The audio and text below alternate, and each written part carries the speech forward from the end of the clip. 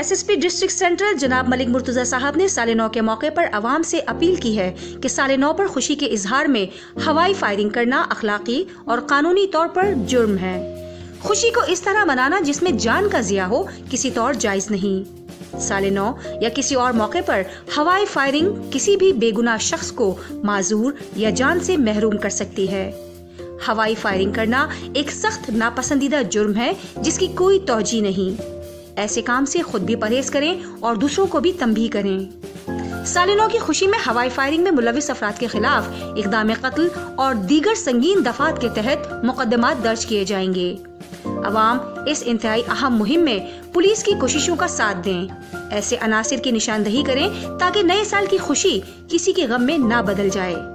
नए साल के मौके पर हवाई फायरिंग करने वालों की इत्तला इमरजेंसी 15 कंट्रोल पर मुत्तला करें और लोगों की हिफाजत यकीनी बनाएं।